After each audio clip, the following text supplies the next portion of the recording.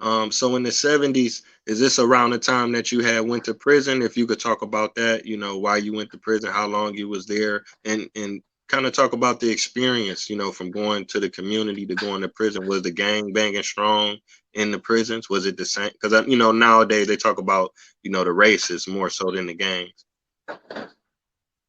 When I first went to prison in '79, grew up in YA, where I had been going to prison uh, uh, state for since I was 14.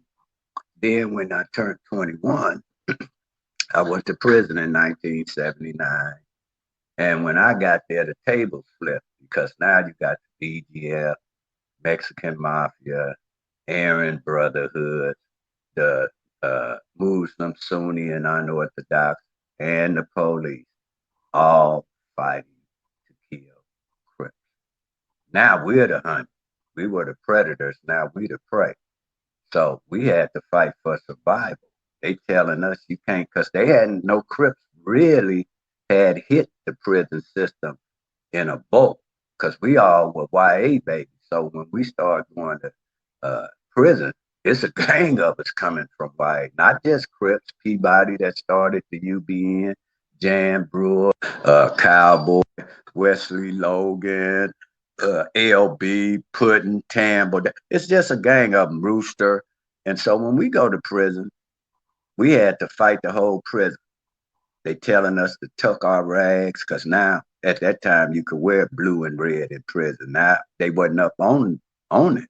They only had like 13 prisons at that time. Now they have 33 after this new industry. Prison has been created to help perpetuate this new industry. They created new laws. So when we was in there, we had to stay together because they had tricks where they could sneak into your cell, hit your light switch the way you turn the switch on, and your whole cell blow up.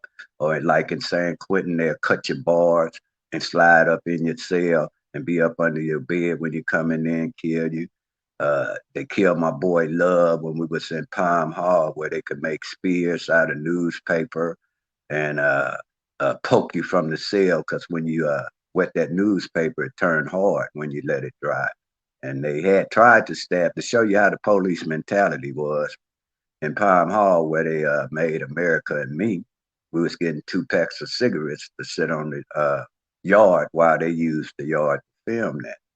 So on one tier you got the Crips, the next tier the BGF, the next tier the Mexican Mafia, another tier might be for others, because you had to say where you was because it was segregated yard. So we go on the classification, and you only got on your underwear and maybe some slippers and your handcuff when you come out in the shoe program, security housing units. And they tried to spear me with the police with a knife onto the end of a spear. Police didn't go do none of them.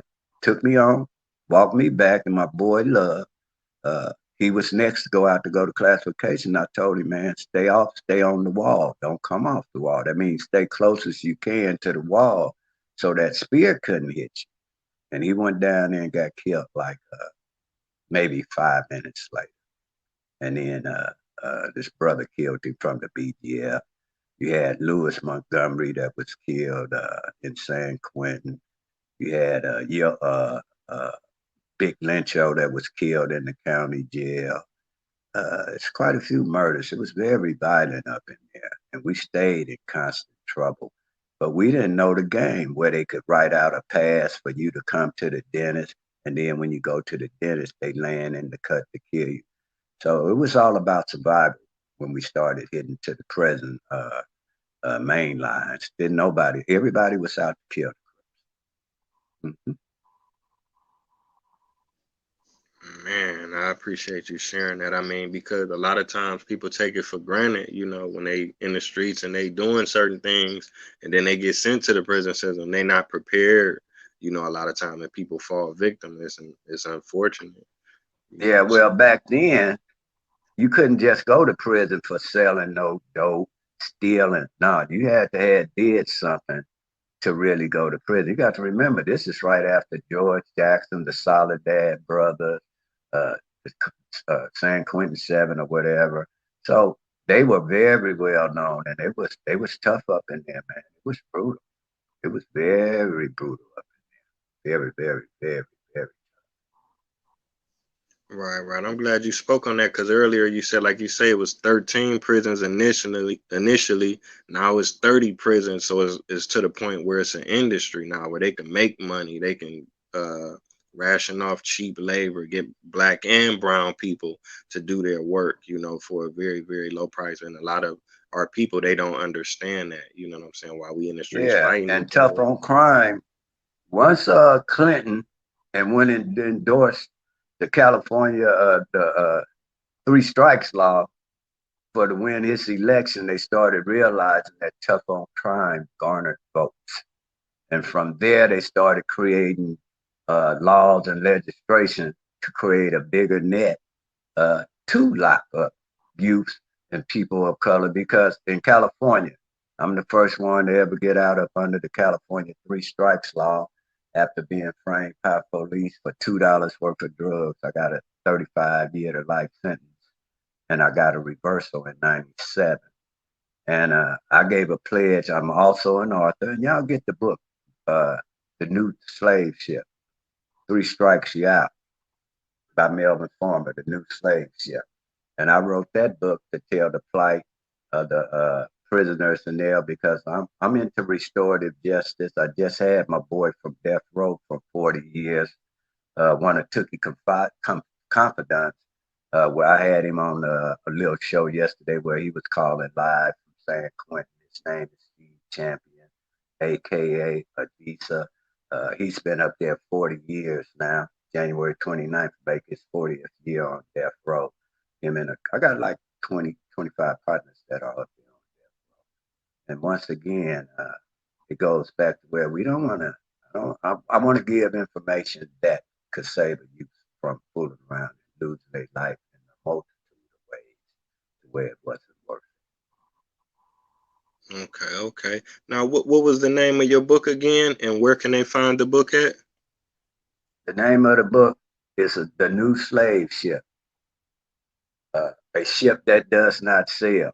Three strikes you in. You can order it Barnes and Noble, Amazon, Milligan Books, my publisher. Or if you want one signed, you can contact me personally. My number is 760-575-6848. I sign it and send it to you personally. So that would help. Because like I say, at the end of the day, when you get this age and you don't messed off your life and you got a record, you get at the point where you're too old to work, too young for Social Security. You're stuck right in the middle.